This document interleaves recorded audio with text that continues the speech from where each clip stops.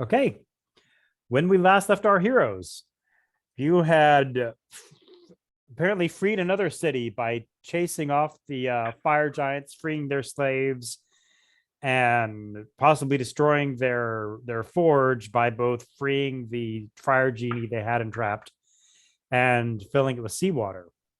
But as a part of that, you had transported yourselves to the undersea dwelling of the storm giants, and apparently lost Brambrack, apparently fatally, in the process.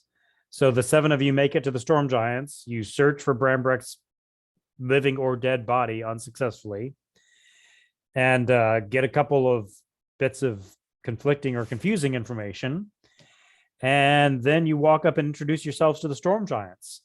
The storm giants you met were you saw the Vasha, the nature magic storm giant, for lack of a better word, who you had met through the High Druid of Silvery Moon. She introduced you to the Queen and a few members of the court, the chief arcane advisor and the king's brother, as well as a bard playing a harp, but it only had the long strings of the harp, so it's really the low strings he was playing. His name was Ligeti, and you the low strings. Yeah, the bass strings, you would say. I didn't catch that until just now, actually. Oh, it was a little subtle. Yeah. And you start to discuss the war between the storm giants and small folk, which, as you know, sort of shakes the foundation of everything that storm giants believe right now, because they thought they had lost their prince as the price they paid for peace. And there's a lot of commotion and hubbub and argument when King Hecaton, looking emaciated and weak, barges in, says, "What's the meaning of all this?" He gets the story. And then in addition to that, Thrax reveals the circumstantial evidence that ties him with the missing Prince August.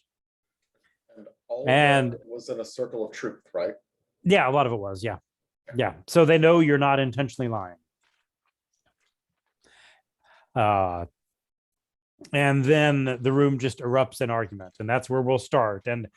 And all the giants are trying to speak at once. Bosch is saying, what does this mean? Is it possible? I did the runes. I couldn't find the prince. And Uthor, the Arcanist, is saying this is impossible.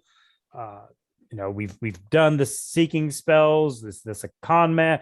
Val, the brother, says you're a con man. You're trying to, play on my brother's grief. And everybody's arguing at the same time. And then the king says, "Enough. Cease the argument.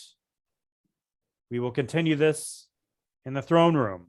And he walks back into the room that he came in. And they have an order that they go in. The queen follows him. Vasha and Uthor, his natural magic advisor and his arcane magic advisor, they walk side by side and behind him. The brother Val walks in after that. And Ligeti, the bard, motions for y'all to follow, and Ligeti's going to follow him last.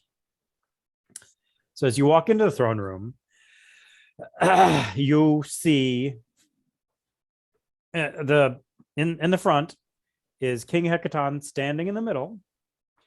To your left, his right, is a metal, very square, brutalist, Levitt College looking throne. Sitting on that throne is Uthor, the arcane advisor.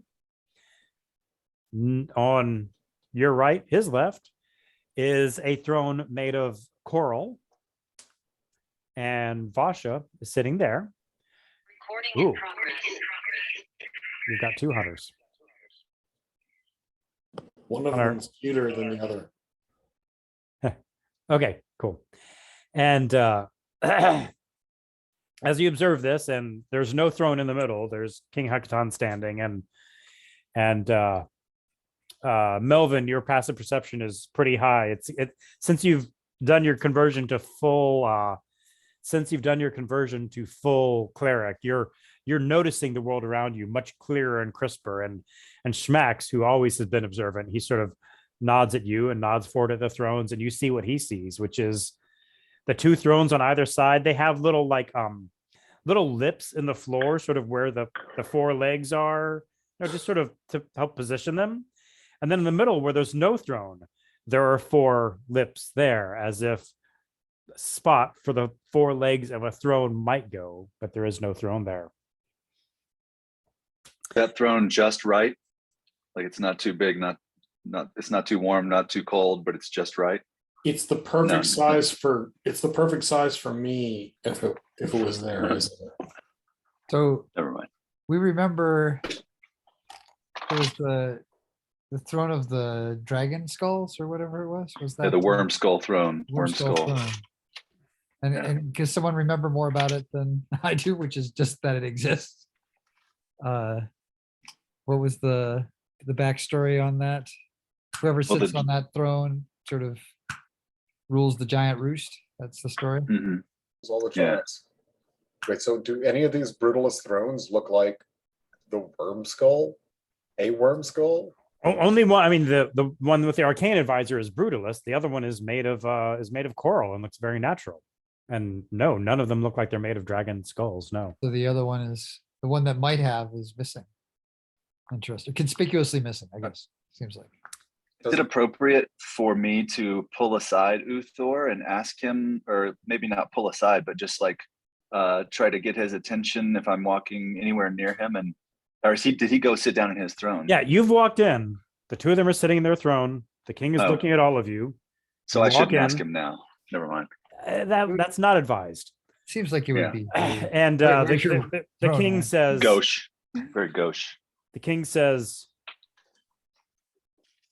our guests have brought up two issues which must be resolved. Let's start with the first one. This war on the mainland. He turns to Vasha. He says, Vasha, it seems like of all my court, you're the one most informed about this. And she goes through, she talks about the messages that they got after the war apparently started. They got messages from Meryl Silverhand, from the chief druid of Silvery Moon. She reminds the king that he reached out with his divine senses, confirmed there was no war. She talks about the additional information that they've gotten, both sent to the king and sent to her. Talks about her visit to the mainland where she met all of y'all. The other, she says it looked like there was a war of some sort going on. Lots of people I trust told me this. She conveys what she was told. And says, and then she says what y'all had pointed out, which she says, when you made the deal so many years ago, you were there, I was there, Uthor was there. And as has been pointed out, the exact wording is that you would not see war between the giants and the small folk. We all interpreted it one way. It pains me to say, my king, that it may be meant another way. It may be that your vision is prevented. And Uthor is squirming while she's saying that we all fucked up checking this contract. Uthor is looking like he's extremely uncomfortable. And the king is not looking happy, but he's taking it in.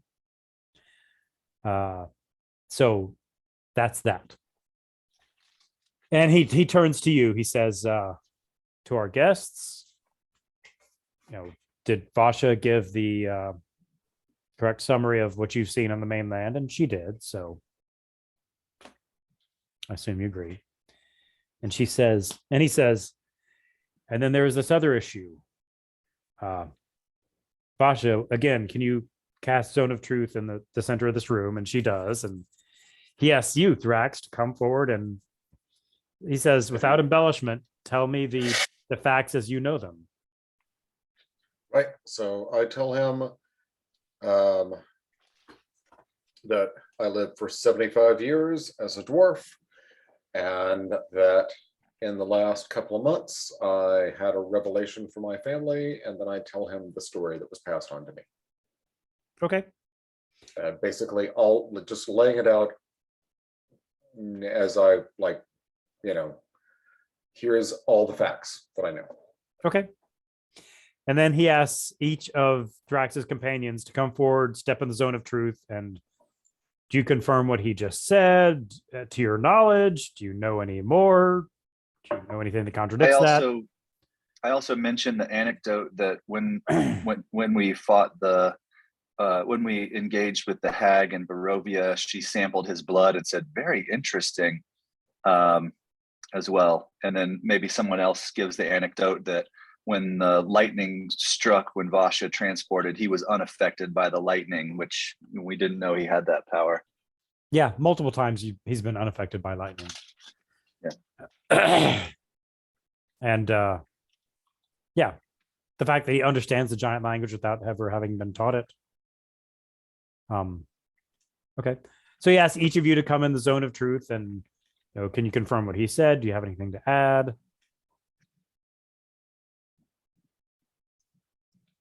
And do you just go in and say yes? Yep. I can act it out. Anything else that we do need to add? I can do it to a good tune. Was there anything else that we left out? I mean, I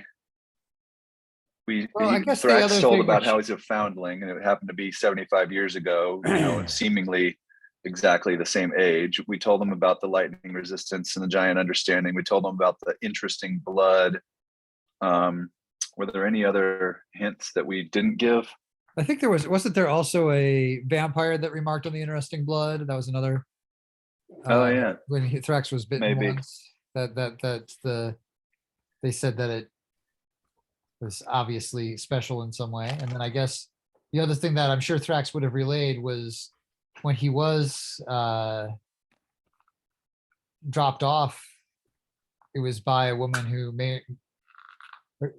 actually, sorry, I'm not remembering now. Was it by a woman who we thought might have been a hag, or do we know the circumstances by which he was given to his family? Yeah, we just suspected it was a hag, and I think that's what Thrax related, was that part of the story. Yeah. There was lots of issues with the story of dropping out Thrax. Okay, so he looks at this. He's silent for 30 seconds, a minute. Then he says to the whole room, I will meditate on this for 12 hours. I want no one except my wife in my throne room or meditating chambers until now. You are all dismissed. And all of you are dismissed except for his wife. Close the door behind you. Oh, sorry. He also says, in the meantime, Vasha, Uthor, please examine the dwarf with whatever means you find necessary to determine the truth of this. Okay, so you're all escorted out of the throne room back to the sort of audience hall where you were before. I'm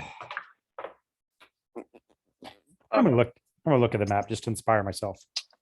I as we're leaving the throne room, but not before, not in front of the king and the queen, trying to maintain the proper decorum, although I don't necessarily pretend to understand decorum in giant world. I guess I'm somewhat noble in Silvery Moon, and so I know it probably wouldn't be appropriate to speak there. But as soon as we leave, I then do ask Uthor, I say,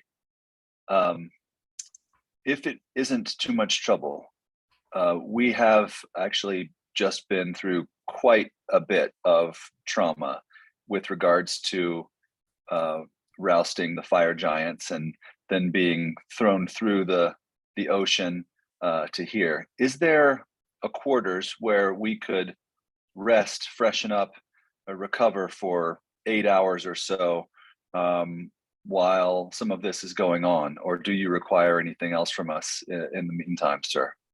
He says, yes, you may certainly rest. But first, Vasha and I want to examine your friend, the barbarian. But absolutely, I think the king was expecting you would rest. Yes. We have guest quarters, and they are sized for people your size.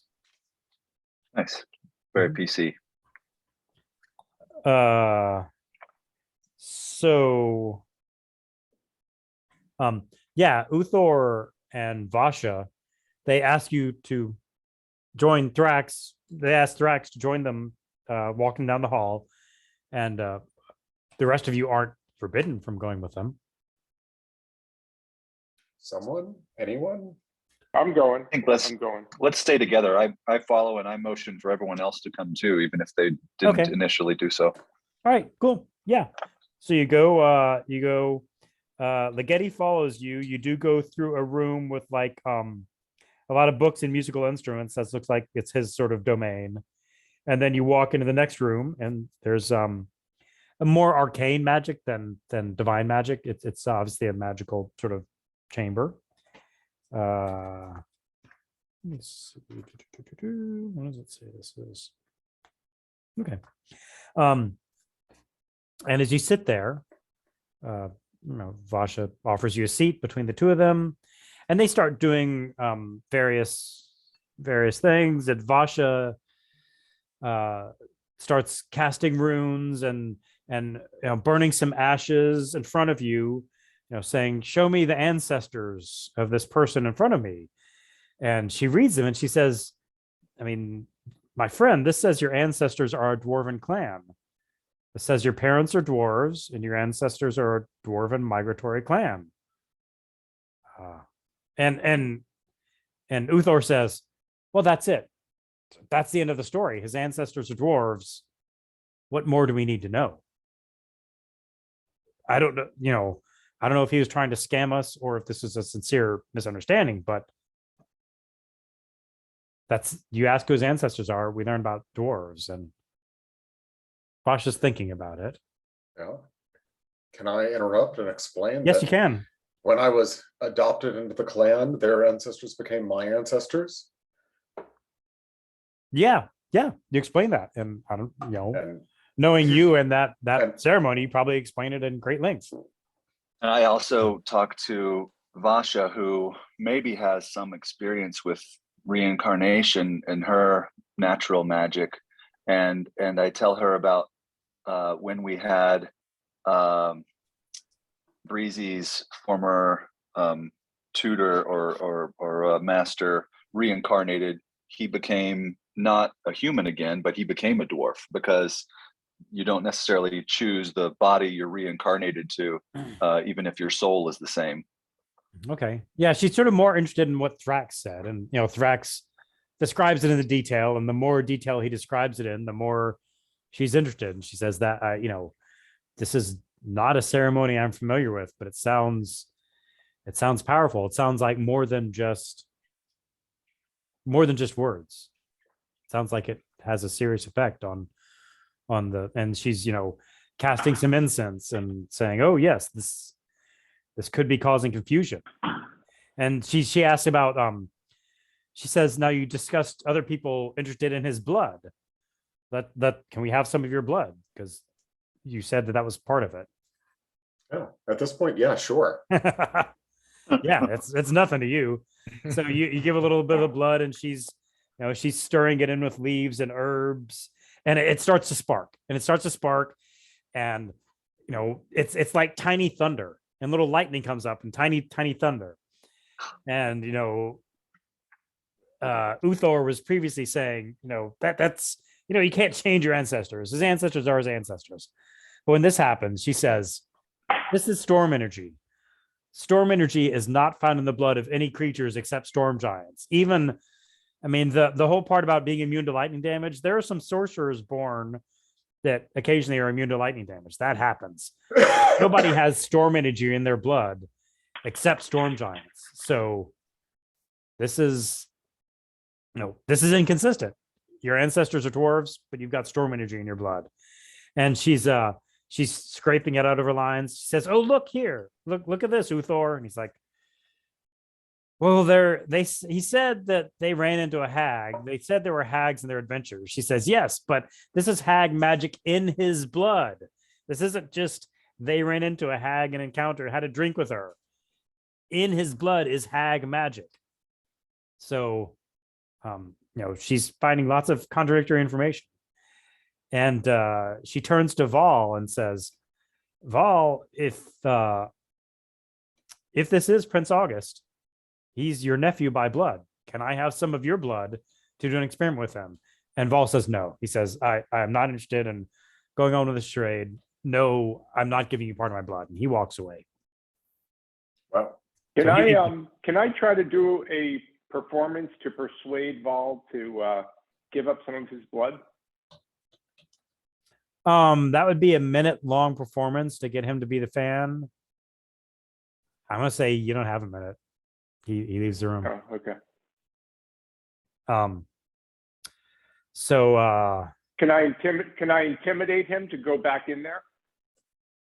You go back in there. You go back in there, give your blood. I don't think that would be What if- successful. I mean, I can say you shout at him. You shout threatening things at him, but it's not successful. Okay. And then she says, okay, give me some of your hair. Do you want it from your head or your beard? Which do you prefer? head. Definitely head. Yeah, she takes some from your head, says, okay, I'm going to try to see some scenes from your life. And you see scenes of fighting giants. And she says to Uthor, well, that, this appears to be that problem solved, because you're seeing in the smoke like little outlines. And she says, back further. And she sees you approaching Strahd's castle. She's like, no, back further. She sees you in the army, back. She sees you as a little boy running around causing hell. She's like, okay, this is good. Further back. She sees you as a baby. She sees you being brought to your village by a woman. The smoke isn't clear who the woman is, but it's someone's bringing you as a baby and handing you to two people. She says, okay, back further. And then you see the same smoke woman with a baby it's like inside a giant tree or something like that. It's like Yoda or something. She's inside a tree with a baby, like poking at him and pouring things on him. And Basha says, okay, back further. Show us what happened before that. And nothing. There's nothing. And she's like, this is impossible. You were born. I should be able to see what happened before this, but there is no you. There's you as a baby with this old woman in her weird place. And there is no you before that. She's trying to get the smoke to show a scene before that. And there's nothing before that. She's like, I should be able to see back to your birth, and I cannot. And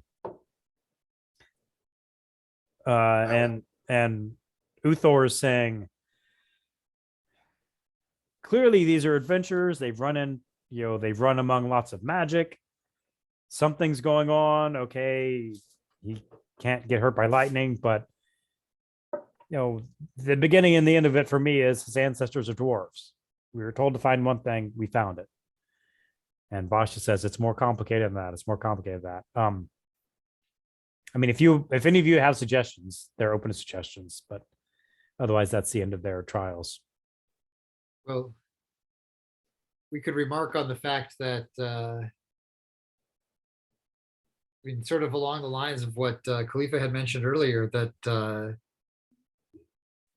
when we had Breezy Gil Sands's soul, and he came back as a dwarf, and these hags seem like they were certainly meddling with lots of souls, and I don't know if it was possible that somehow the soul of August could have been transferred to the body that Thrax now inhabits. Is that a possibility? She says she's quite familiar with the reincarnate spell. She says that spell alone would not cause what we're seeing. That spell alone, it can change the type of creature that you are, but it doesn't change who you are. So, it could be a piece of the puzzle. It's not the full answer. No. If you got your friend that you just talked about, who started out as human and now is dwarf, we brought him here and traced him back, we would see his human life. We would see his human ancestors. So there's some, this But- discontinuity is but not they- something you've seen before. No. But as you say, I mean, hags have magic that is neither divine nor arcane. It's their own thing. So, he seems to have been touched. Your friend here has been touched by a hag beyond just the interactions you described with the hag you've called Morgie. So there's a lot of circumstantial evidence here. Do we know if it's the same hag? Right? What Same could as she have Morgie? been doing in that? Yeah, what could she have been doing in that weird hollowed out tree? Could she have been wiping out my past? Are you asking if it's Morgie or if it's what? I guess we could ask, is there any way Yeah. to tell? I mean, it's Who pretty the heck much is? it's pretty much known that the ill-fated deal 100 years ago was with the hag. They pretty much know that. That's Right. I think known. We have Do no they way of knowing if know- it was with Morgie, but can they tell if it was the same hag that the deal was with? No, she has no way of knowing that. And could she tell whether or not the hag that was in his blood was also the hag that we saw later? Is that something that she could tell by observing his life? She can't No. tell that. No. No. But she says, to my mind, there are still a lot of open questions. We're going to need something to make this conclusive, but it's a question. And I have hope for the first time in decades. And Uthor's saying, I would love to have hope too, but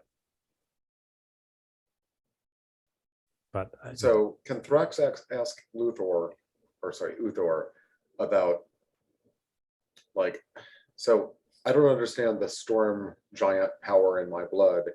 How could it get in there? What's your explanation for how it got in there if I was born a dwarf? You've told us a lot of stories about vampires. Maybe you suck the blood of a storm giant. I don't know. I don't need to know the answers. I just know I apologize. I know it's sitting right here looking in front of me, and that's you. You're not who we've been looking for the past 75 years. I appreciate how academic they've been about this, and I think that they've done their due diligence, and I completely respect their desire to have incontrovertible evidence rather than basing their decision strictly on faith. But even I, being a pragmatic intellectualist, don't see any other alternative hypothesis.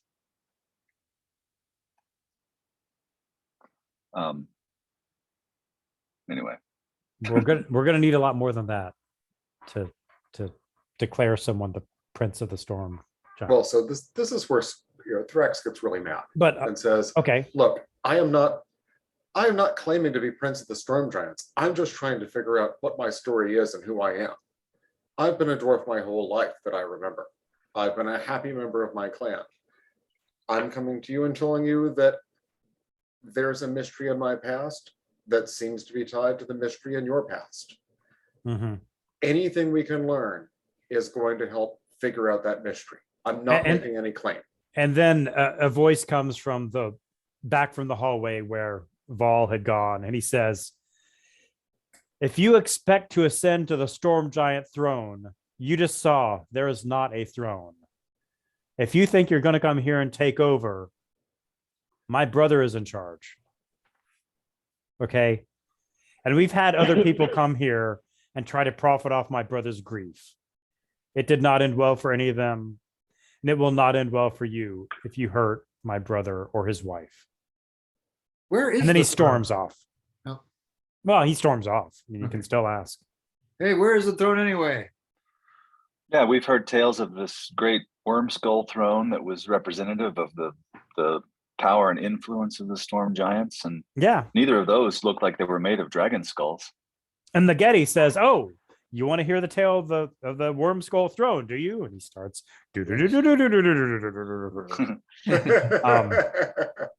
and sings a ballad of it. You get this sense. He says he sort of says, should I do the 3-minute version or the extended radio edit? And it gives you the basics of storm giants led over all giants, killed a bunch of dragons, made a throne out of them, sat on it, and then there's the bridge, and then the throne is lost, but the storm giants still have the respect. And the sort of chorus is whoever sits on the worm skull throne rules all giants, blah blah blah. They could tell you more if you want, but that's Well, can we ask what did it used to be in that hall? Is that what used to and they answer, no, that hall was refurbished 1500, 1800. That hall was refurbished in the past 2000 years. The worm skull throne has been gone longer than that, but it's tradition that no storm giant king sits on a throne until we recover the worm skull throne. I see. And so that's why the space for it was there. So that's why he stands and he does not sit on a throne. I see.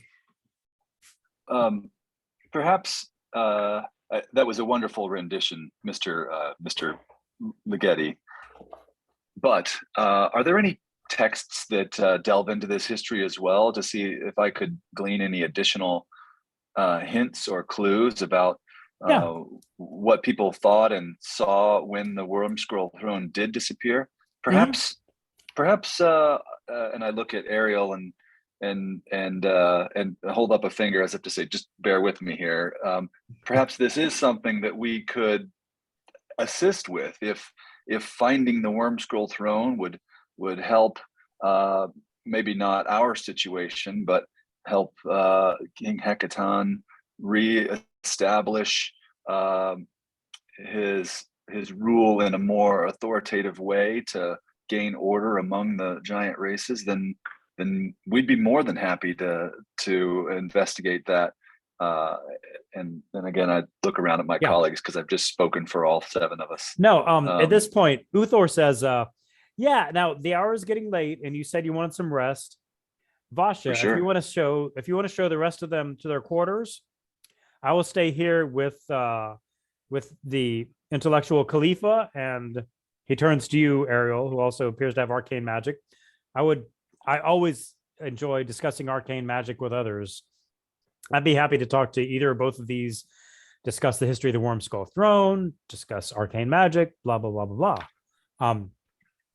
Indicating that the rest of you should go, with Basha to where your quarters are. You're not being forced out, but you've been a party to Khalifa's intellectual discussions before, so. Peace. I'll stick around if for nothing else to make sure that Khalifa doesn't get us on some other wild goose chase. We should really be concentrating on Cooper Black. Yeah, I am getting distracted by the intellectual challenge of a new puzzle. All right. So he's happy to, he doesn't care if the rest of you leave or stay. He's happy to discuss with you about the Worm Skull Throne and the theories about if it's just like symbolic or if it actually has some, ancient giant runic magic in it, which compels giants to follow whoever sits on it. There's competing theories. They may both be true in sort of a quantum dynamic sort of way. Discussing that it hasn't been seen in millennia. Discussing its place in the ancient giant capital of Astoria. And varying theories about when and where and how it disappeared. Conversations turns as it does to various just arcane dealings and arcana minutia. So there wasn't some big battle or some big spell or curse to where this disappeared. It just kind of disappears from the history books, or the prevailing thing is it's ancient giant language is not always the same as current giant language. There was some sort of calamity, some sort of natural calamity It's unclear if it was a storm or an earthquake or a tsunami. And the wreckage was tremendous. One of the losses, and in hindsight, the biggest loss was the Worm Skull Throne. But at the time, they were just concerned with digging themselves out of that calamity. So I see. I see. Yeah, once they got themselves ordered and back to some sort of civilization, then they realized, we really should have found that Worm Skull Throne, but it hasn't been found since. And that was in Astoria at the time. All of that was, yes, which is present day Waterdeep. Is that right? Correct. Yeah. Okay. And Is there any way Waterdeep, to? Oh, sorry. Go ahead. Waterdeep is currently inhabited by the Cloud Giants. Is that correct? Who are you asking? Jay, because I think yes. Khalifa knows. I just don't remember. But yep. So yeah. Okay. And is there any way to, if one were close to the Worm Skull Throne, how is there any way you would know? Would you be able to sense its presence or know that you were close to it in some way? Is there any information about that? That's not a question I've asked myself. I'd have to, let's look through some of the books together. And they, Ariel and Khalifa, roll me investigation check. Okay. I'd also like to look for the dimensions of the Worm Skull Throne. So I got a 17 on my check, just to see if there's any chance it would fit in a 10 by 10 cube, which a giant bottom might. I was not as successful. Investigation is not really my thing. I'm not so much into the books. All right. You don't find anything conclusive about how to find it. In fact, it's difficult to find, and otherwise they would have found it by now. 10 by 10 by 10. I mean, is there a reason you're asking? Because because I just learned the teleport spell, and you can teleport an object to a place. You can teleport it just like you can teleport a bunch of people, but the object's like 10 by the 10-foot cube. Yeah, no, it's larger than that. Dang it. Yeah. And he does say, like, it would be great to get the Worm Skull Throne again, but really the Worm Skull Throne was the source of our dominion over the giants, and we have dominion over other giants. They do what we say because they remember when we sat on the Worm Skull Throne previously. So it'd be very nice to find it again, but it's not really necessary. Fair enough.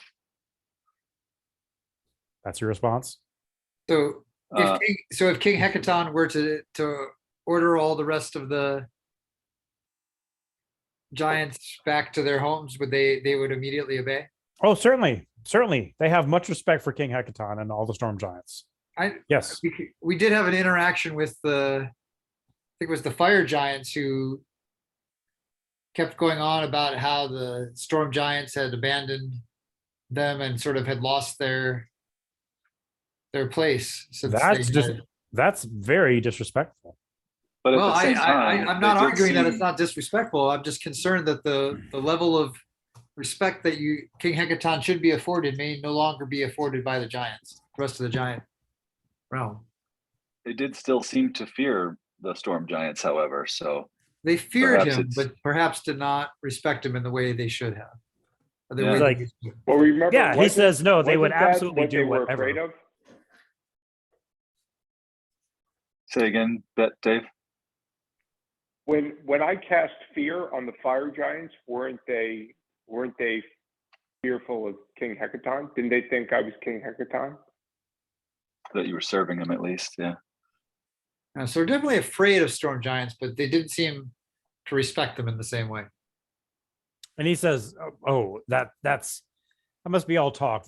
All giants would immediately snap to attention if the storm giants gave orders. No question. Well, then what's stopping King Hecaton from doing that right now? Well, I mean, now that he's convinced there's a problem, good news. If he really is convinced there's a problem, it'll all be brought right, fixed up. Cloud giants, frost giants, all of them. They will immediately do what he asks. Well, that's good news because we got other things to do.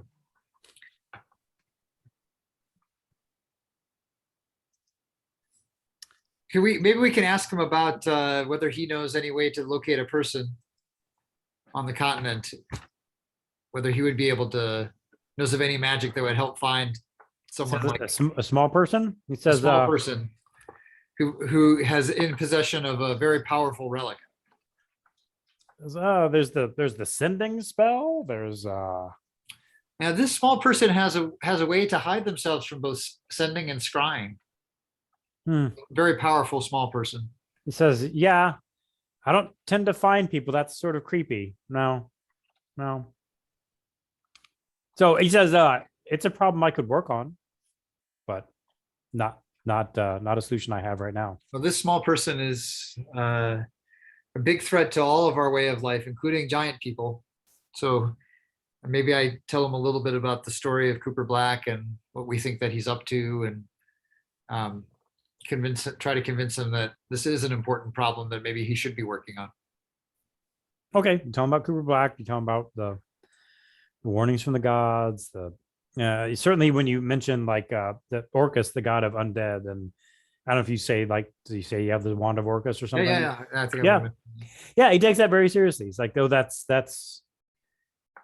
obviously with you showing up, we're in the middle of our own problems right now. But yeah, that's. We explain why that's why it's so urgent that we resolve those other problems so quickly, so we can move on to this problem, and also that if you can work on finding this small person, that would be very important. So, okay, be my best to be persuasive. Sounds like I've been reasonably successful. All right. Let's say you're chatting for a while, and conversation comes to an end. By Khalifa, roll me an Arcana check to see how much you've impressed this guy with. Yeah, like maybe while we were looking at things, I came up with theories and mentioned like spells and things like that were stuff that he wouldn't have. Oh, how come I have advantage on Arcana? I didn't mean to roll it twice. For some reason, it's got a little advantage symbol there. Do I have something that gives me advantage on? Maybe just being a super badass wizard. Yeah, being your. I am badass. Oh, I wonder if that's related wizard to my 14th level scribes thing. That'd be freaking sweet. Anyway, if that's true, I got a 32.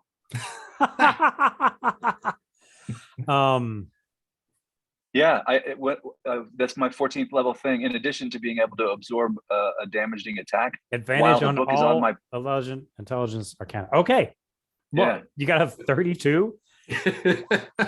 Well, then he goes through his sheaf of scrolls, and he's like, I've got some scrolls here. They're sort of weather themed. Are these spells you have? And since you rolled a 32, he gives you all 6 of them. Holy cow! Fucking sweet. He's like, here, do you have this? Do you have Wall of Ice? Can you do that? How about Snillux Snowball Storm? It sounds a little silly, but if you want a snowball storm, it's there. And wonderful. Yeah. The only one that I have that is included here is Thunderwave. This is amazing. You have Thunderwave? This is okay. Wonderful. Well, all right. This is a wonderful resource. Thank you very much. Yes. Always happy to share knowledge. And maybe you throw out some spells and he's like, yeah, I've got that one. Then I mentioned I don't know if now that he's been so generous, I do show him my book in a little more detail that he was looking at when I first came in, and I say, I've been a librarian in Silvery Moon for a couple dozen years, and it was always my job to kind of categorize things and kind of protect them, and I only recently started studying. When I found this book, back in our adventures in the lost mine of Phandelver, it seems to have gradually made some spells appear that I had never heard of before, and seem to be spells that were lost to time. And so then I kind of show him those. Right. He recognized the names. He's like, how old is this guy? He says, yes. When I was a young wizard, the Circle of 8, they were big when I was a young wizard. But they've not only did they fall to the paths of small folk time, but also their spells apparently have small folk have been unable to reproduce them. Are you saying you can cast these spells? I can, and I'll start by doing Rary's telepathic bond to include him and me and Ariel, and I guess I don't know if anyone else is in the room, and demonstrate that ability with him. Okay. And he does I find that a can- little unsettling. He says, "Can you turn that off?" That's I immediately Little, dismiss it. Yeah. interesting, I just but then I cast Tensor's floating disc to show him another, yeah. harmless but Right. interesting thing. It's super useful for carrying dead bodies, just saying. Yeah. Okay. And then last but not least, I don't have a spell slot to do Bigby's hand. Oh well, I'm not going to do that. Okay. I do Mordenkainen's Private Sanctum, which I will link in the chat. Takes me 10 minutes, but then actually wards this area for 24 hours against divination in this 100-foot cube. Okay. And so I don't know if that's impressive to him or not. Yeah. Yeah. He says, yeah, I didn't have personal interactions with them, but as I said, when I started studying arcane magic, they were the big ones on the, in the human world on the continent. And apparently they took their secrets with them to the grave. So this is quite a find. And he asked, can I copy some of these spells? I say, you've been very kind, and I actually would probably let you, but it has been tried before and did not seem to work. And the person that tried to do it thought that I was, doing something, and this was someone at Candlekeep. So I think so they thought that I was trying to pull one over on them, and they almost didn't believe that these were real. I didn't demonstrate the spells for them like I did for you, but you're certainly welcome to try to copy them. I don't know if it will work. He says, well, I write in giant runes, so maybe that will change something. He pulls out the scrolls, starts trying to write some runes. He says, okay, I think I got the Lehman's tiny hut here. He's like, no, this is nonsense. No, I don't know. I know what I wrote, but it didn't take to the page. So something is keeping them in that book. Yeah, something about the book itself is some artifact magic that keeps the spells there. I don't understand it myself, sir. Okay. Well, it's been nice. I see you've, apparently earlier today you were fighting fire giants. So I understand you may need a good night's rest. So thank you for your time. I'm going to cut to Neil. When Khalifa was talking a lot, Ligeti's like, hey man, come back to my my jam room, which is what y'all had walked through on the way there, actually. And it's yeah, I wanted to check that out. Yeah, he's got various instruments, various books, and just a place with good acoustics, and start jamming together. Any questions, comments? So what's the deal with Balls? Why is he so upset? He says, he sees himself as protecting his brother even more than the queen sees herself as protecting him. And he sees his brother as, maybe sees him as fragile. I would never say that about the king, but they've been together. Been together for centuries, and he's seen the grief his brother's been through, and he wants to try to protect him from his grief at all times. Maybe not. Maybe his priorities are out of line, but he wants to protect his brother from grief.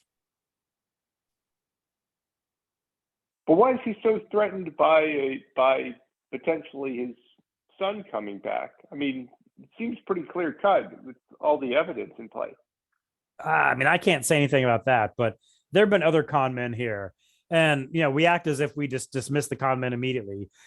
some of them really got their hooks into the king before we got their hooks into them, if you know what I mean. And so the king's been through a lot, and every time some claiming prince shows up, it just drags him through the ringer again. I think he's just not letting himself believe. No, I it's above my pay grade to say what your friend is or is not, but I think that's what Vol's afraid of. So, and your role here, you're basically like the court jester. You're just the entertainer. I mean, that's one way of putting it. Sure. And he says, so, but what's your role? Your friend's talking about like fighting giants and killing vampires and stuff. What do you do with this team? I'm the entertainer for my team too. All right. Are you? I know there's magic users on the continent. They call bards. You're one of those. I am. And he says, but you're a bard wearing a fire giant ring. Are you a bard who throws fire at people in battle? And he smiles. Yeah, I could do that from time to time. He says, and he's smiling this whole time. He's like, so you a bard that needs to throw fire instead of hurting people with his wits. I thought you could hurt people with your wits, man. And when he says that, give me a wisdom saving throw. Ouch. Saving throw. Vicious mockery. 11. Okay. You take 2 points of psychic damage and you feel a little unsettled. You're like, whoa. He said, yeah, see, that's all you need, man. All you need is your words. You must be a bard yourself, huh? I know how to use the magic and the music. I know Okay, how to big better than is- you, I guess. Give me another wisdom saving throw. How big is Ligeti? He's 25 feet. Okay, so he's a storm giant bard. Yeah. Give me another wisdom saving throw. Okay. Yeah, that was a 10. Yeah. That's good. You take 3 points of psychic damage. And again, you're rattled. It's like, yeah. And he says, come on, hit me right back. You can do it. You can give as good as you get, man. I know you can. He's All right. playing them hard. Hang on. I am going to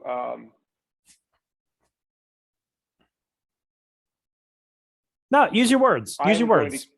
Use your words. No. I'm just going to command. I'm just going to cast command and say, stop. Okay, if you want to do that, sure. That's a wisdom saving throw also for him. Natural 19. So he's like, Ooh, all right. Yep, no problem. you want me to stop? I'll stop when you learn how to use your words. Now, come on, man. Give as good as you get. He's asking you. He wants a little rap battle here. He wants a little back and forth. All right, hang on. No. David Sisman. Hit him back. Talk. Use your words. Insult him.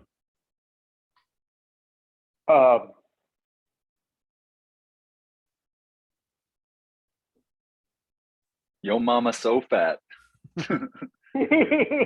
She don't cast tidal wave. She cause a tidal wave. All right, I'm gonna. We know that he plays that harp, pull right? out- What's that? I was gonna say we know he plays a harp. I'm just helping what Dave trying to give some hooks.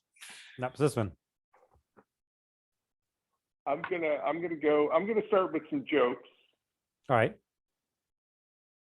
So, you think you're so talented? What's the longest word in the common language? He says, fish. Fish. And Smiles. what? Yeah. Between the first letter and the last letter, there's a mile between them. All right. So he fails his wisdom saving throw and he's like, oh, and you can see he's not just pretending, like it actually hurt him. It's like, oh, It was a okay, groan. you got it. You got it. Oh, this is What's this it is a called? bad again. joke. Bad It joke. was so bad, it competition. would cause him physical pain. You got it. All right. All right. That was a little good. Give me something better. Give me something better. And he's still playing on his harp. Give me something better. All right. My wife hates it when I look longingly through the window. Why? Well, I just wish she would let me in. Ugh. All right. And you actually see a little bit of blood at his nose. Like it's affecting him. And you go back and forth like this a little bit, and he has taught you the cantrip not cutting words, taught you the cantrip vicious mockery. So you now That's know. what I started with. Do you have vicious mockery? I had it, and at some point along the way, I got rid of it. Okay. Well, whatever. Cool. All right. So Oh, I you got it vicious again. mockery. You got it. You got it more. You got it back. Um, But I didn't have it as a cantrip. It's very useful as a cantrip. And then he's like, all right, man, I can see you got a lot of talent here. But hold on, let me see what I got for you. And he's flipping through his bookshelf. He's like, do you read giant runes? And he's pulling up books. This is giant runes. Hold on. I got some stuff for you. He's like looking through books. And he finds one. He's like, okay, this one is written. You read common? You read the common language, right? Yeah. Yeah. He says, all right, this one should help you out. And he gives you a tome of leadership and influence. Ooh. Isn't this book about my size though? It's large. It's large. It's like I'm going. It's like exercise going to turn. It's right there. It's tome over. of leadership and influence. They don't call it tome for nothing. All right, so I'm that gonna. Do you see the? So can I read it? Well, What do I take out of it? check out the description. Oh, okay. It's in the. It's an official thing. All right. Is it in the presentation thing you put together? It is. It is not. It's an official D&D thing. Oh, it's an official. Okay, hang on. Mhm. Tome of leadership. Oh, I see. Okay.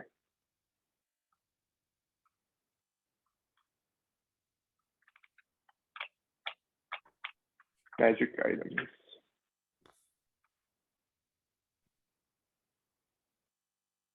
All right.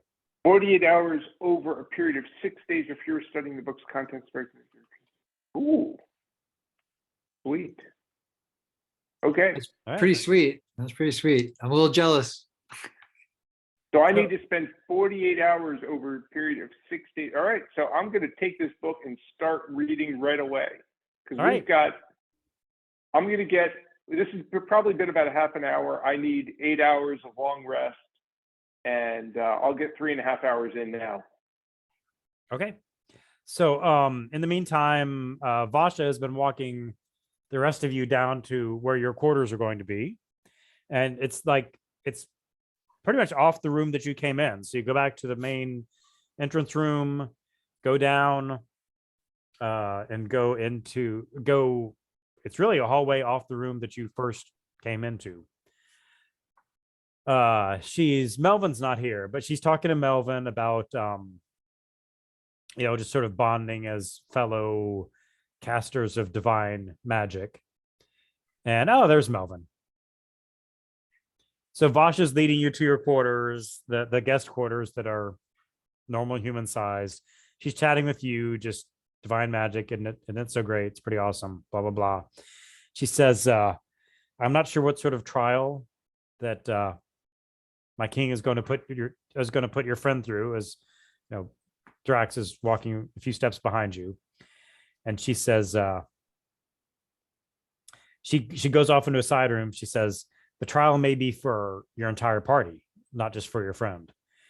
And she says, I don't know what the trial will be, but this may help. And she goes through sort of several giant sized weapons and finds something that's still large, but she says, don't worry, it'll change size. And she gives you a trident of fish command. And she says, Nice. you or someone in your party may find this to be useful in whatever trial is concocted by my king. Asha, I cannot use this as a cleric of Melora. I think it would deviate from her commands to me in several ways, but I appreciate your faith in us. And I know that we will, certainly I know that my friend is telling the truth.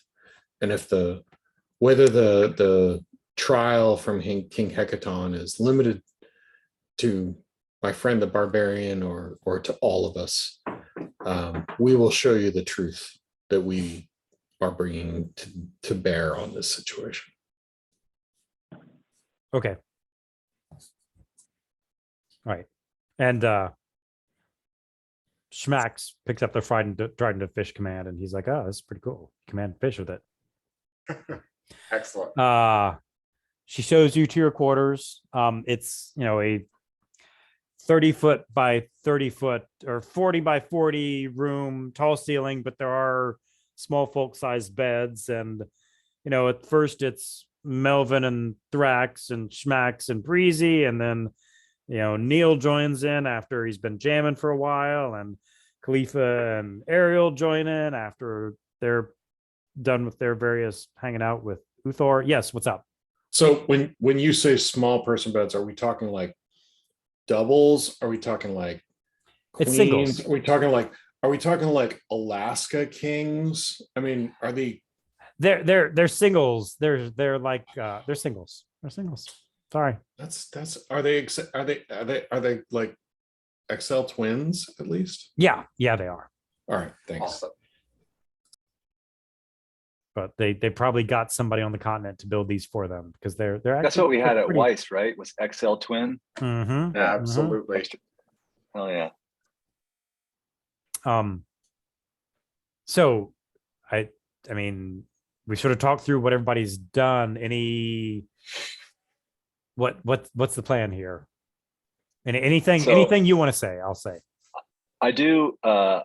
This is a bit presumptuous, but as I'm thanking Uthor for the gifts, I do say, I'm extremely excited about these spells, and I appreciate that.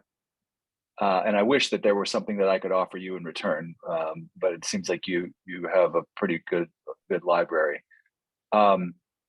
If there is anything, obviously, let me know and I'll provide it. But I am a bit short on magical inks and things in order to put these things into my own spell book.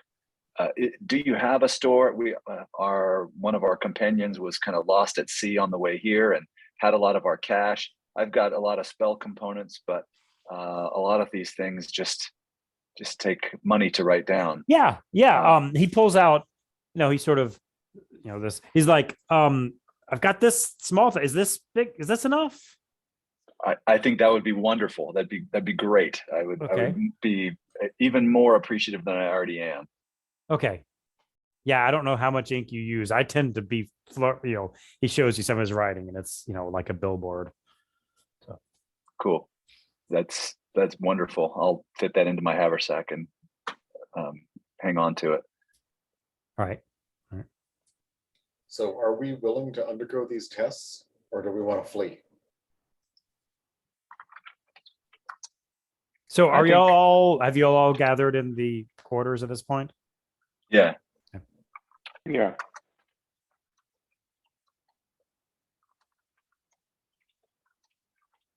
We don't know anything about the test, right? No. Yeah. Well, In that case, they sound easy.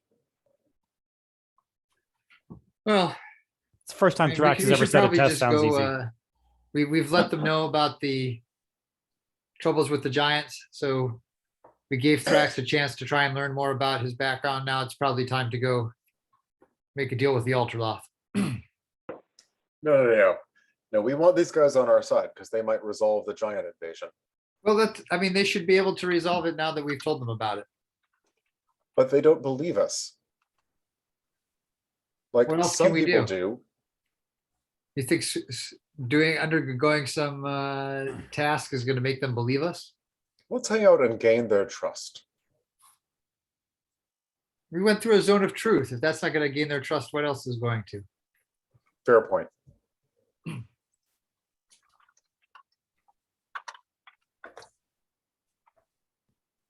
Okay, so what are people doing before taking a long rest? Well, Neil, are you staying up late to what's the are you Yeah, staying up I'm- late to read?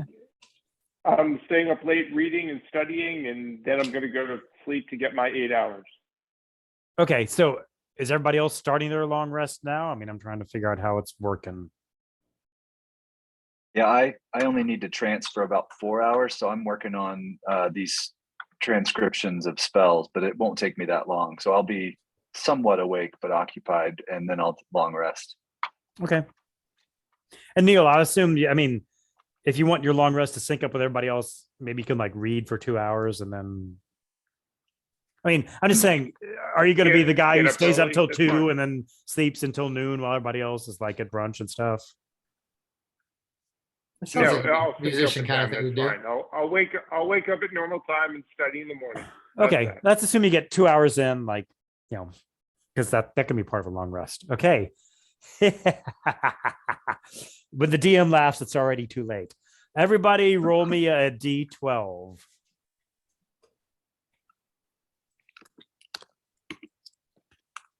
I don't have scratch paper here. I have a parking ticket, but that doesn't count as scratch paper.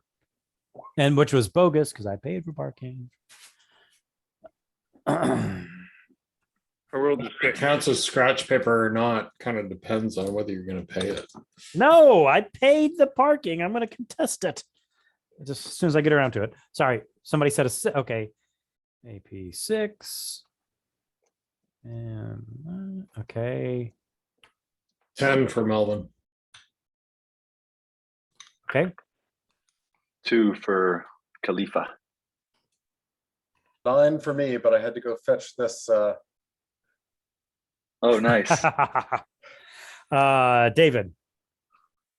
6. I'm sorry, 6. Okay, so the highest one Mhm. was a 10. Okay. All right. So you all settle in for the night. For the record, I'm still adjusting my spells on my long rest preparation. Okay. You settle in for the night.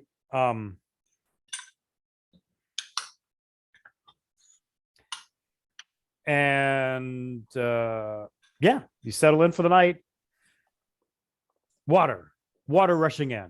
All of you wake up with water rushing in, filling the room. Immediately, that's what wakes you up. Water's gushing in through a hole, filling the room. And all of you notice also there's no sound. There's water coming in. There's no sound. It's silent. So this room Do is we have filling our up with water. telepathic? We have our telepathic. Nope. thing That set lasts up, for right? No, that we lasts don't. for that's for an hour. So my The room is spell, filling with seawater quickly. so yeah, the Jay, are telepathic there any bond. plants around? No, I mean, not that you can see. Oh.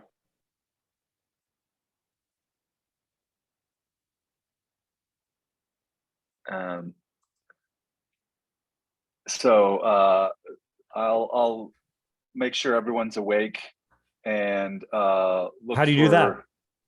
I'll go around and shake them because I tried to speak and I found I couldn't speak. Correct. And then I'll point them toward the exit door. Drax, what do you do? Drax, water's coming in, Oh. filling the room. I take deep breaths, deep breaths. Okay. And find whatever I used to breathe underwater before. I don't remember. Neither Melvin, what do you do? I wake up and I follow where Khalifa's pointing, Where is he pointing? where the water is rushing in. So you're running to where the water's rushing in? I thought that was where. So he I was run to the pointing. door of our quarters. See Alright. if that's open. You do. It is not open. The door opens out.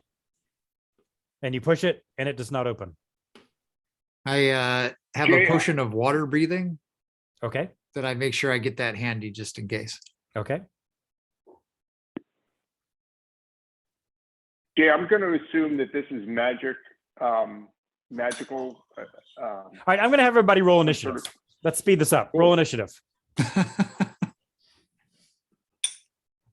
Room's filling with water. I'm gonna roll initiative. That's what I'm gonna do. Yes. That seems like the best thing to do in this situation like this. Oh, geez. I like the shirt, by the way. Yeah. Let me look at the Brutalist throne while y'all are rolling initiative. What's the shirt? Oh, my son got a shirt yesterday that says, "Don't worry, I have a plan," and has a natural one on it.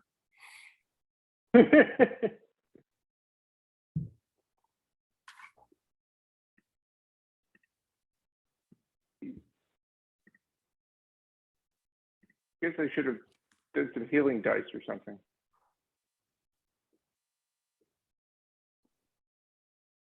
Did we get a short rest at least? You got a short rest. All right, good for me at least. Oh, fudge. Didn't you ask that whether we got a long rest? Long rest is not complete. Oh, no. Well, the long rest did not complete, No. so don't change spells or anything. Okay. All right.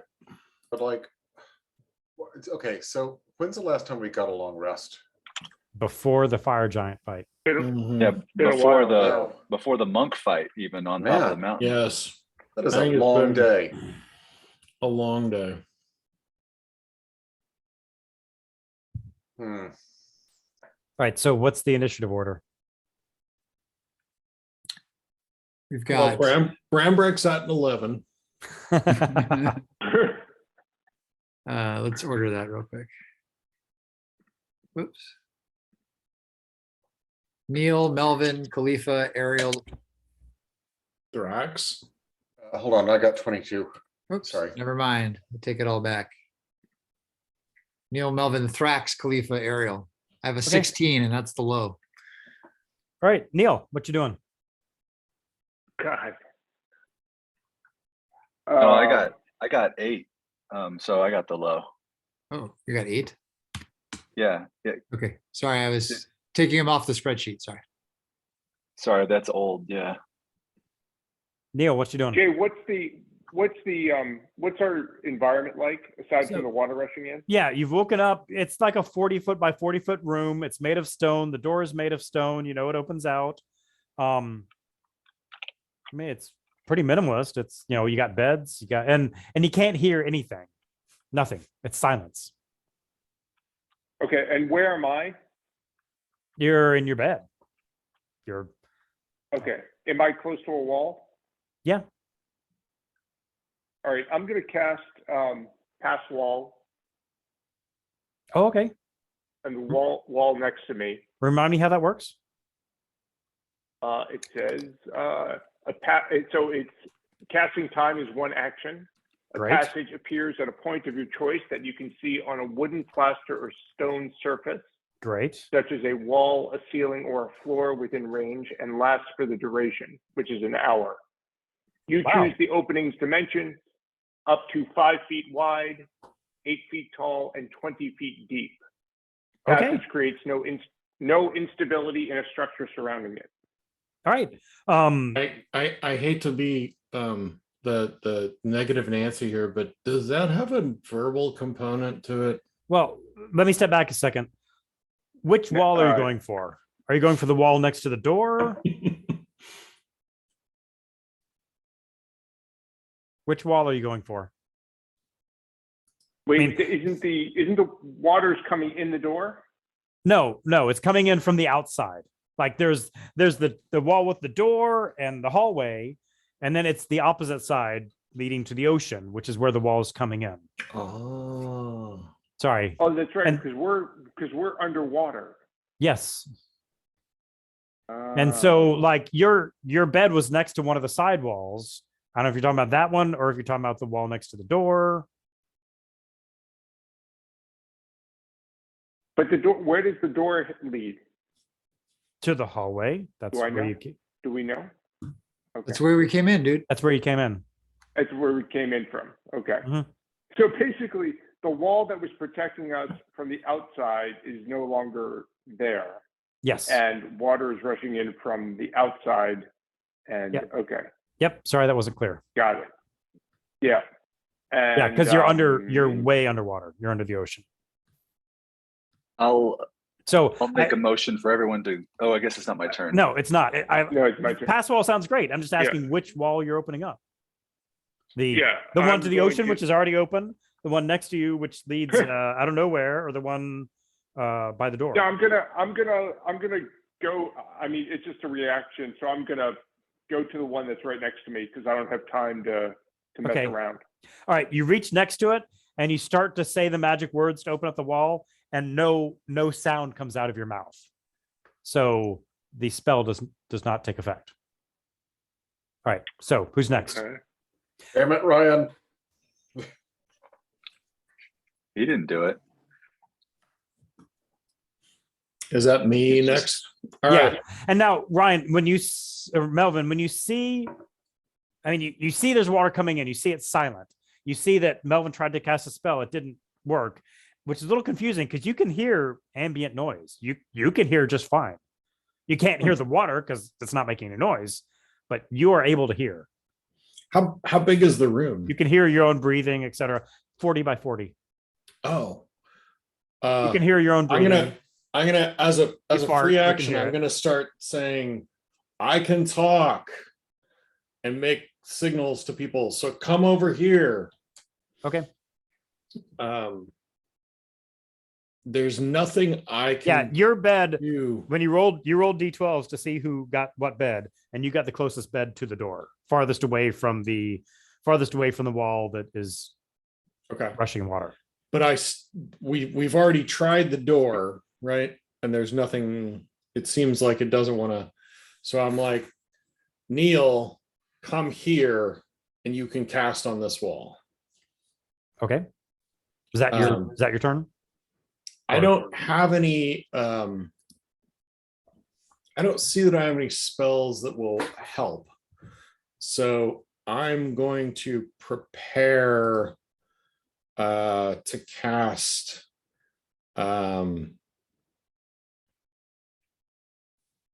Word of Radiance at anything that decides to swim at us and attack somebody in the party if they swims through the wall. Okay. Who's next? Thrax, I believe. Okay. So, did Thrax hear what Melvin said? Well, you didn't hear it, no, but you saw him gesturing towards you to come to me. Okay, so Thrax is going to dash towards Melvin All right. Small room. You do that. and maybe grab somebody on the way and haul Sure. him with him. Who? I don't know how things are laid out, but the first person I can reach, say Neil, who's small. Okay. All right. You grab Neil, and both of you sort of know. And Neil, you especially, you knew you're under a silent spell, and you noticed that once Thrax pulls you out there, you're not under the silent spell anymore. Hmm. Who's next? Ariel. Okay, I will. I was already over by the door, and as I yell out to Khalifa to ask if there's some way we could see through the wall, then I could cast a portal to get us out of here. And then as my action, I use my Eldritch Invocation to cast Freedom of Movement on myself. I sort of know what that does, but what does Well, it do the in this main thing that context? it does for this is that it's going to make it so I don't have a disadvantage if I have to move in water.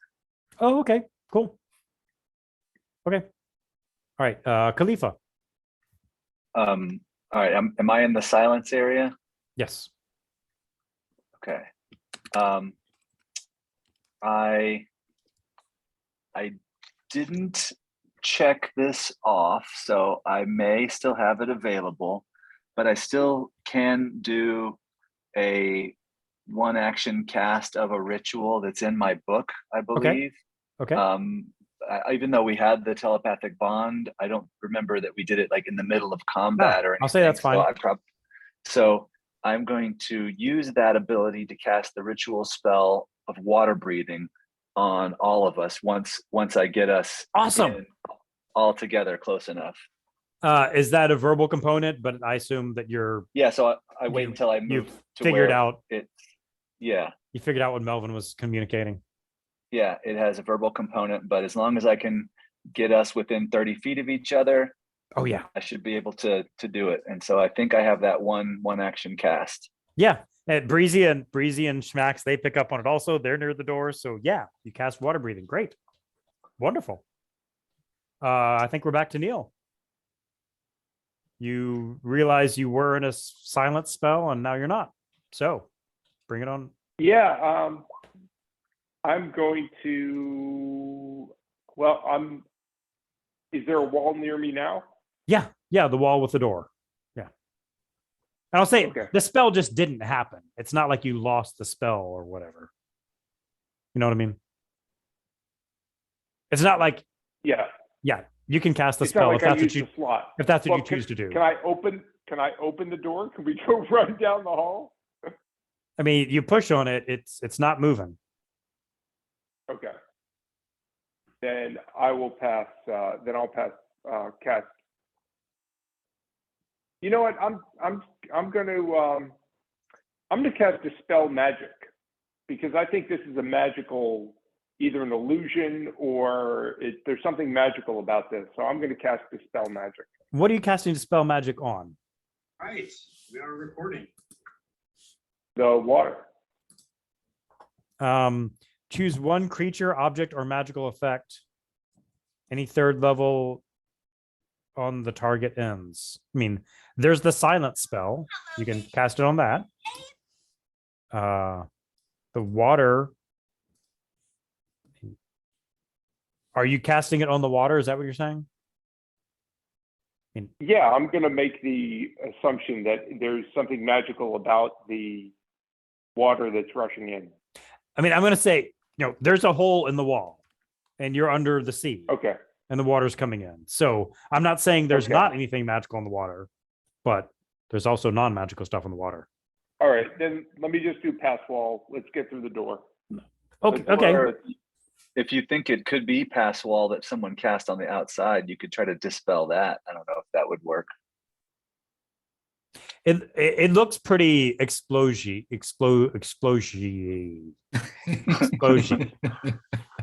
haven't had any beers tonight. Can I cast mending? All right. So what are you doing? Wait a second. Yeah, no, mending won't work. No, I'm going to cast pass wall on the door. We're getting out of here. On the door. Okay. So the door essentially vanishes and there's, hovering in the air, horizontal, about 3 feet wide, about 2 inches across, is a very large, apparently immovable rod, but the door's gone. So We just go Okay, so under we're the gonna- movable rod? yeah, I you mean, can yeah, we're limbo, just you going can under do the- whatever. Yeah. Yeah. It's not preventing you from getting it. I probably don't even have to duck. No, you don't. Do we need to, is there like a button on the immovable rod that we can click to make it movable? Oh, yes. It's like, Sweet. like a Oh, normal move. Hey guys, free movable rod. free immovable rod, baby. And now, of course, you've got, your room was filled with water and now the water is coming out of the hallway. What? Is that how that works? We As far as I know. We could I tell mean, one of you the. are in significantly less danger than you were 6 seconds ago, Did but we- it's still when- making a mess. When we were walking to our rooms, did we stay on the same level? Did we go up? Did we go down? I mean, you're at the lowest level. You're where Cool. you came in. Remember when you came in, then you went up Uh-huh. the stairs to go to where they're performing. So call that the second level. Where you came in was the first level. So you're on the first level right now. Okay. And did we pass through anything that might have resembled, say, an airlock? Not really. I mean, there's like, Not that our characters would recognize. I'm gonna say no. No. Okay. I mean, Oh. there were no, there are aquatic parts of the castle that you saw. Like lots of rooms had like open, open tubes that led down into the water. So you got the impression that if you could breathe water like this, well, which you can, you could there's sort of a water part of this castle and an air part of this castle, but you didn't see anything that's like an airlock. No. Well, at the very least, I feel we have a responsibility to raise the alarm. Okay. Yeah. Having exposed the entirety of the castle potentially to water flooding, we should at All least let folks know. All right. So you're yelling, flood, flood, flood. Yeah, if there are anything that looks like, alarms on the walls. Yeah. And Conch there shell or were something I can blow into. there were some unnamed NPCs like various guards and things, and they come running. Oh, I could And- blow the horn of silent alarm. Sure. Who are you alerting? Yes, that's right. Who are you alerting? Vasha and Just Vasha, right? I mean, just one person, I think. is it just one? Well, I guess you could Oh. toot it. Toot, toot, toot. I don't know. Yeah, Vasha. I'm Okay. alerting Vasha. All right. And there's a guard coming. He's not very much help. He's like, wasn't there a door here previously? What's going on? What did you do? This is getting water everywhere. All we did was Um, take down the rod of immovable rodness. Come on, man.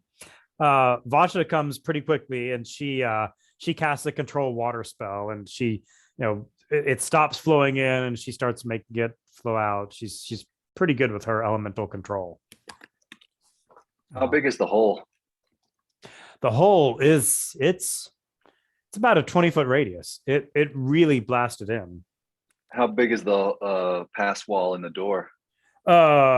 It can be up to 5 by 8, so I assume it was. So I'll cast Autoluke's Resilient Sphere inside the room, so it makes a little boom. It's a 10-foot sphere, so Okay. it should plug the hole in the door. Okay. So now the room's flooded, but at least the rest of the place won't flood. Okay, great. Yeah, that works. And I'll assume, yeah, I'm just assuming Vasha is a good enough master of the elements that she can clear the water out. Does she need to concentrate on that? Probably. I'm gonna tickle her. All right. She's gonna roll a Constitution save.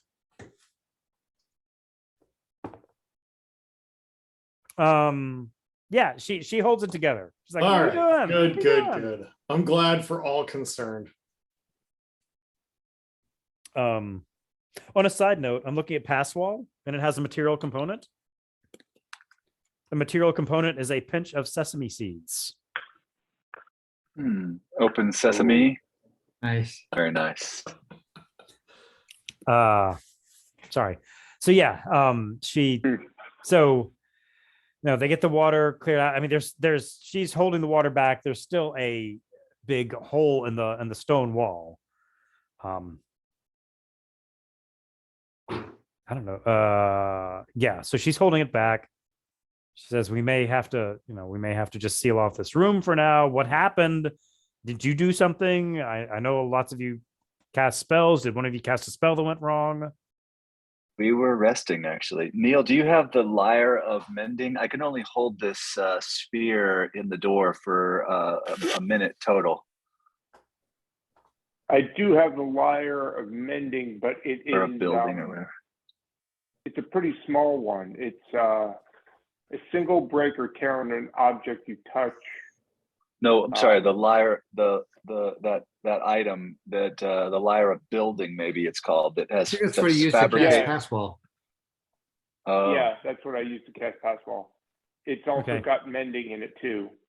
But does All it right. have So it creation or some other? Can't do anything larger than 1 foot in dimension. Okay, so you're getting a lot more of attention here, and Uthor comes down, and he starts casting Fabricate to sort of That's what I was wondering. reform the wall. Vasha's holding the water back, and he's having the bricks go back in there. It takes 10 minutes for him to cast, but he's he's able to cast that to reform the wall. And everybody's asking That's, questions. that's actually what I have, but I'm out of spell slots for that. Okay. Oh, So yeah, and everybody's asking questions. Were you and hold on. Vol comes down there. He's like, "What's going on? Are you trying to destroy our castle down here?" And Uthor's, says to you, Khalifa and Ariel, he's like, I understood you to be very careful practitioners of the arcane. Did a spell go wrong? What happened? Explain to him Legetti's trying to chill everybody out by just playing some dulcet tones. I explained to him that that there was a silent spell, and well, we awoke with water rushing into the room from a giant hole in the outer wall, and found that the majority of the room was covered in a silent spell. So this was done by another force, potentially as an attempt to assassinate us. And Vol says, "Well, you told us all the stories of your fights. It sounds like you have a lot of enemies. Have you brought some of your enemies down here to attack our castle? This castle has stood for thousands of years. It doesn't just crumble. Have you brought some enemies to attack us? Or is this coming from you directly?" We didn't bring anyone that we know. I explain in more detail about the way that we arrived, and I say that we in previously dealing with this hag, we had made contracts with her. She had agreed to help us with the hill giants by appeasing them with pies, and that if we ever needed her help again, that we could contact her with this magic rat. Is she the one who broke a hole in our castle? Unknown. We didn't see her. We thought we were going to talk to her when we activated the rat, but then suddenly we appeared in the ocean outside. So she of our enemies and contacts, she's the only one that I know of that knows we're here. Unless it's someone that doesn't care for us. He says, "Well, in less than 12 hours, you brought destruction on a 1,000-year-old castle. Perhaps it's time for you to go." And Vasha speaks up. She's like, no, they are our guests. Hecaton asks them to stay. He says he'll give his judgment in about 6 hours now. They're our guests. We need them to stay. We're not asking them out. Any of you have anything to say, ask? Questions, comments, cheap shots? The head of my office in my first job in Houston, that was, when he would talk to us all, that's how he would conclude his speeches to us. Questions, comments, cheap shots? We were led to believe that we would be safe here in your castle and we could take a rest. This is surprising to us that you cannot even protect your own castle. And Vol has said his piece. He's sort of standing back grumbling, and Uthor apologizes. He says, "It's just a shock to us. We thought this was as safe as it gets. It has been safe for so long. I don't know what's going on. Apologies." They lead you down the hall. There's a guest room for giants. So, these are giant beds, and they say, "You can stay here. I understand if you don't feel safe, we'll leave guards with you. I suggest you may want to sleep in rotations. If you want to sleep in the entrance hall upstairs, you can, if you feel safer there. What we know you need. We know you need a good night's rest. What can we do to make you comfortable with?"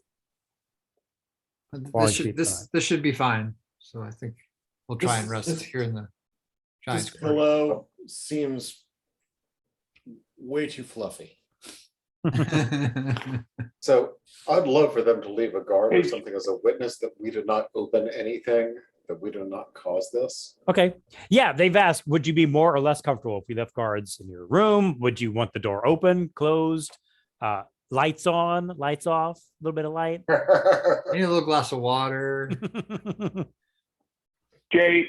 So Jay, yeah, I they're think fine with leaving a since, guard, leaving the door open. What's that? Leaving a porter is good. I Maybe am, since this is since we're gonna get to all of our spell slots back, I'm gonna cast guards and wards Oh, okay. in this area. I keep forgetting how that works. I know you keep wanting to use it. So great. Create a ward that protects up to 2,500 square feet of floor space. The warded area can be up to 20 feet tall, shaped as you desire. Doesn't matter how it's shaped. Mm-hmm.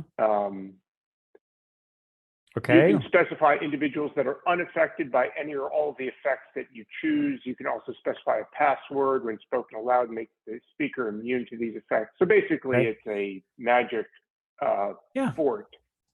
All the Okay. doors in the warded area are magically locked. Okay.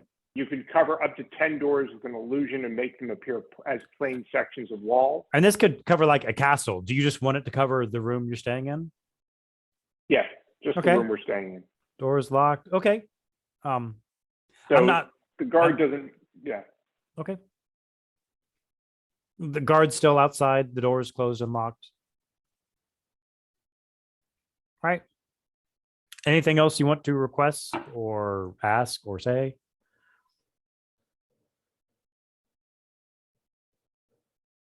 Okay. Are you all Is there a way that they can investigate the outside to make sure that there's not some threat out there that assaulted the walls? Yes, they turn to the captain of the guard, tell him to take 2 guards, and I mean they're all amphibious, they're all water breathing. So they say, yeah, we'll check the outside, we'll check it for structural integrity since it got reassembled, and we'll look for enemies. Yes. Okay. Anything else you want to do before the rest of the night? Go back to sleep, man. Yeah. I'm tired. All right. I'll Nobody. cast before I finish the long rest, I'll cast a contingency to reset my contingency. Which is what exactly? Is the, I'm going to do the same thing as last time to where I get mirror image as soon as I'm attacked. yeah. Okay. Cool. Cool.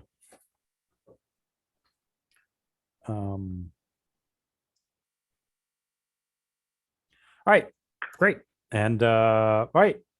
Once again, you don't take watch and you go to sleep. This time you sleep throughout the night. And I mean, you're underwater, you're in an enclosed room, but you know, you all wake refreshed about 4 hours later. Okay. You wake up. I assume you let everybody out from your guards and wards. The guards. We're long rested now. Is that You're is long that- rested. Okay. Thanks. You are long rested. Melvin, you feel yesterday you had felt yourself changed by Melora, and now you feel Fenthras changed, as I put in the PowerPoint. Cool. Feel like it's a better fit for your new skill set. Ooh, Thursday. looks pretty slick.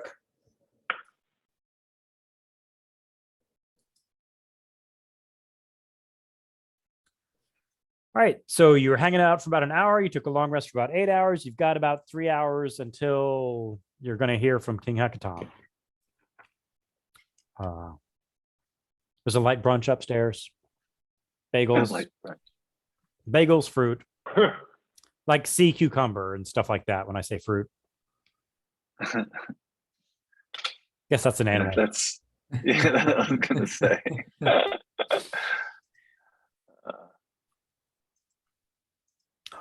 You see some very Neil. You see some very familiar seaweed there decorating the brunch. Oh, my friend. That tastes good.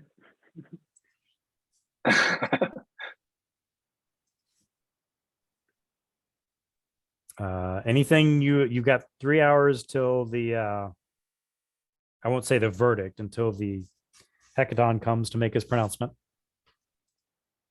You go look for, is Uthor around? Yeah, he's around. Or I could He go says- back and,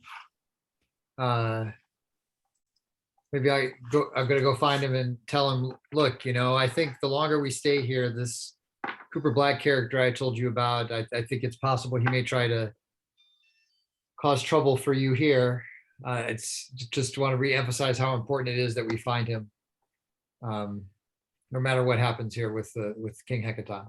He says, yes, well, I mean, as you can imagine, living under the sea, I'm quite good with casting teleports. So, I don't think you're supposed to leave until the king makes his judgment, but I can teleport you lots of places on the continent.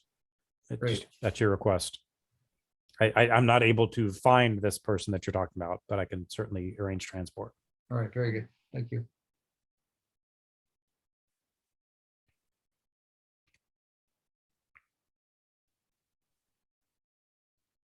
I mean, y'all can So- just kill time until Hecaton. Like Thrax offers his services to any of the Inquisitors, no matter how skeptical, Okay. just to say, hey, anything else you want to know? I'm all yours. No, I mean, you don't see what's the name? You don't see Vol around. I mean, you sort of you see him in passing, but he doesn't come to chat with all of you. Uthor and Vasha make polite conversation with you, sort of asking about, focusing on you more than the others, asking about your adventures, etc. Sure. They do eventually start asking Neil more because he has more flowery language, but Can I Makes do sense. can I do an enthralling performance? you can. I'll certainly say Vasha and Uthor are in the room, no problem. Anybody else in the Getty? Anybody else you want to do it Is for? Vols isn't around? No, he didn't want to hang around with y'all. Okay. I'll do it with those three. I think Okay. Ligeti's already a fan of mine, but Oh, you know, sure. Let me see. wisdom saving throw.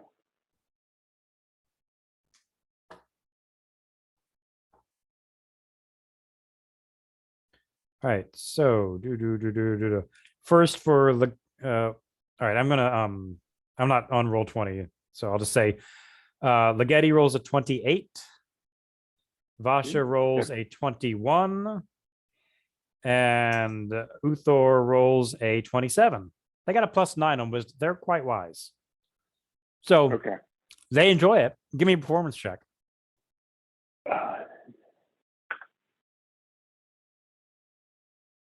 18. Yeah, it's a Not very my good best. performance. Very good performance, but they're not like drooling over you. Okay.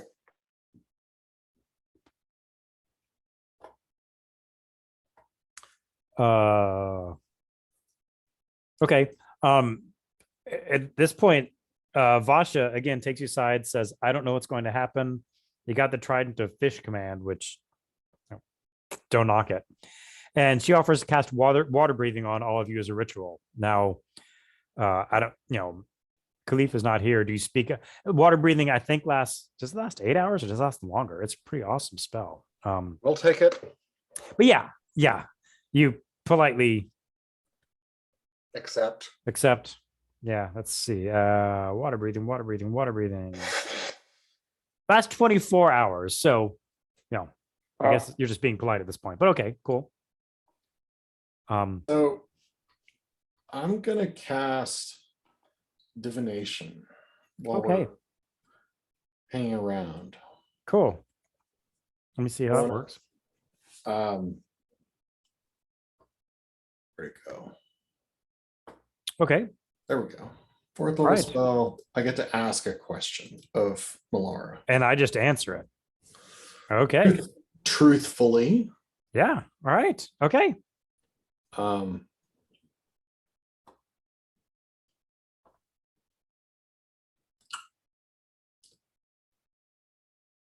will Thrax succeed in the trials set to him by King Hekaton? Um,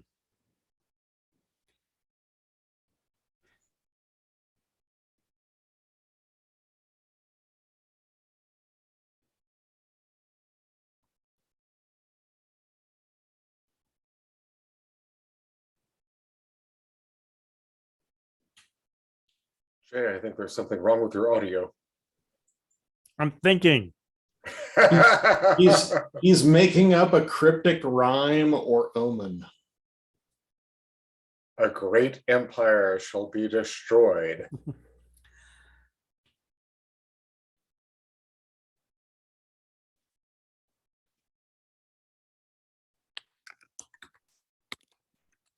Okay.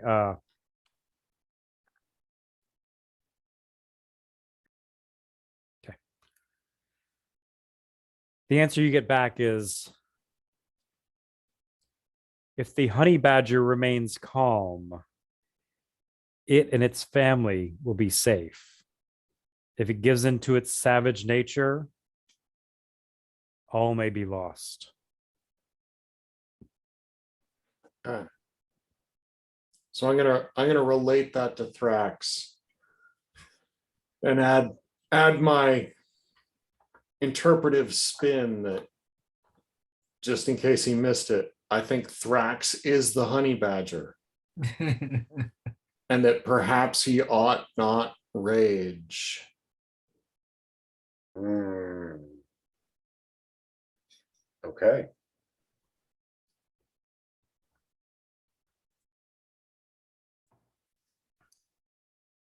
All right. Anything else you'd like to do in the next 3 hours? Or just brunch and jam? I want to keep studying. I need to keep Okay. studying. All right. Write down. So you've got 4 hours in total at this point. I'm trusting you to keep track of it. Sure. Okay. All right. And after 12 hours passes, then the rest of the court is sort of gathering. You're all gathering in the hall where you first saw all these people, which is outside the throne room. And then you see Queen Neri. You see the doors open. Queen Neri standing there. She says, "Please come in. We have finished our meditation." Everyone walks in the same order as last time. Y'all are behind most of the storm giants, and Ligeti comes in last, and King Hekaton is standing there in the middle where the throne would be. And he says, "You've presented me with questions which shake me to my very foundation, my sense of who I am and what I thought the world was. And the answers are not easy. But the most fundamental question that we all have, that will answer all others, is you, my small friend. Are you or are you not a storm giant? My wife has consulted with Vasha and what's his name? Luthor. Learned the results of their trials. Learned the evidence both directions. There is one final trial which will determine the truth if you are or are not a storm giant. You are not required to undergo this trial, my friend. But if you do not undergo this trial, we will be asking you to leave immediately and never return." And he reaches into a bag that he's been holding, and he pulls out a sphere.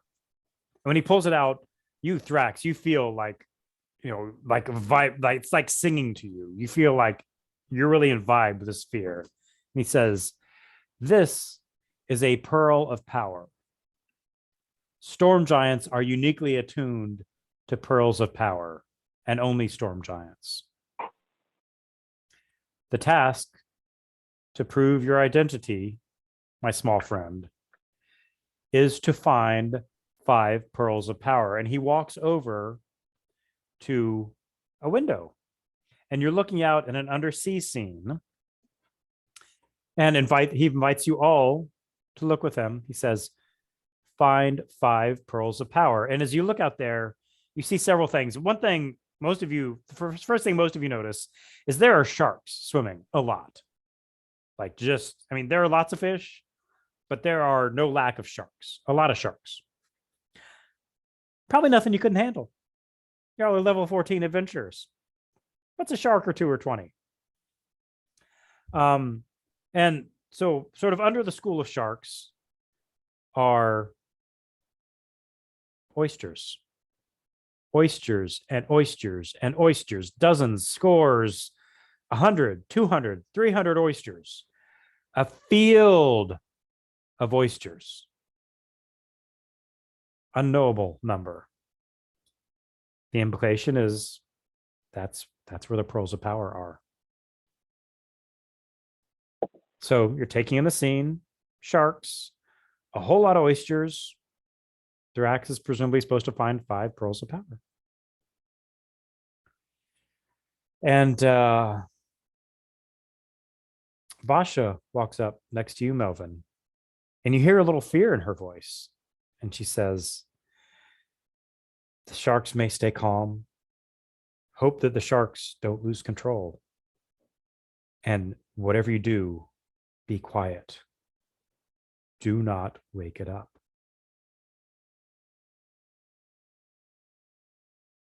And So you can I, you hear Schmax next to you, and he gasps. And then you're almost as observant as he is. And so you look, and next to the bed of oysters was sort of like an underwater mountain. But it's not a mountain. It's a creature the size of a mountain.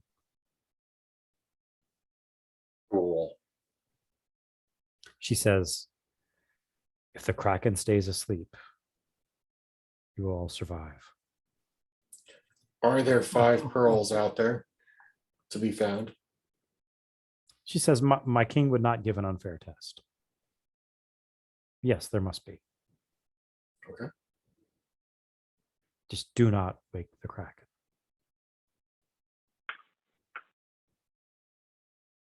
And that's where we'll end it for tonight. Awesome. Release We're the totally dragon. going to wake the Kraken. No, did you hear? Do not wake the Kraken. We Don't. will try No, to. we don't need to wake the Kraken.